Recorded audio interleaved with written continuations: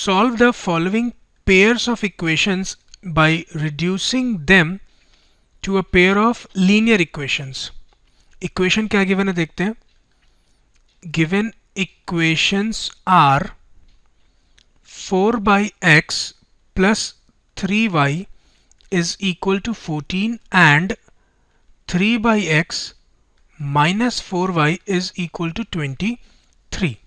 Now दोनों equation में अगर आप देखें तो 1 बाई एक्स कॉमन है. एक्चुअली y भी कॉमन है लेकिन वो रेसिप्रोकल के फॉर्म में नहीं, तो उसको हम एज सच वैसे ही छोड़ देते हैं.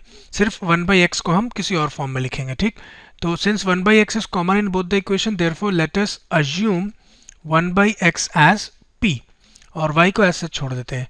तो अब जो गिवन इक्वेशन है वो किस फॉर्म में कन्वर्ट हो जाएगा? ये हो जाएगा आपका 4p, क्योंकि 1 बाई एक्स के प्लेस पे हमने p पुट किया है, plus 3y is equal to 14. ये आपका फर्स्ट इक्वेशन हो गया.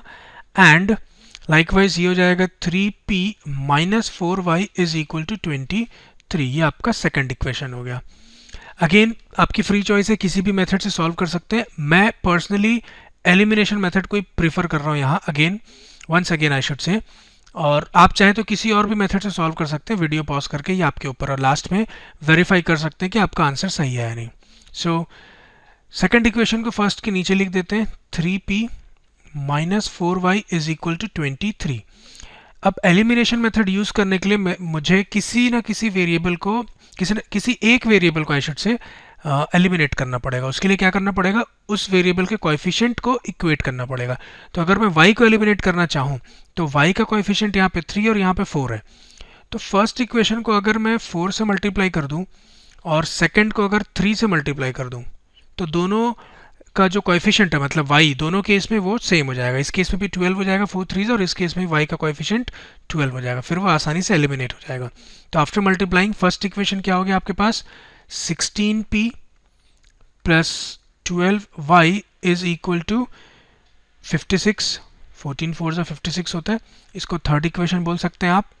और ये हो जाएगा आपका 9p minus 12y is equal to 69. इसको फोर्थ इक्वेशन बोल लीजिए. अब सिंस y का कोएफिशिएंट सेम है और साइन ऑपोजिट है, तो आप ऐड कर दीजिए सिंपली, ये कैंसिल हो जाएगा.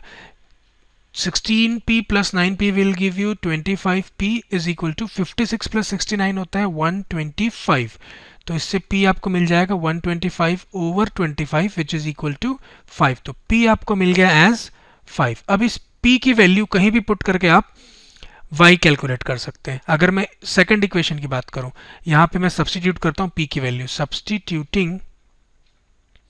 Substituting p equal to 5 in equation 2, we have 3 into 5, p के प्लेस पे 5 पुट किया मैंने, minus 4y is equal to 23.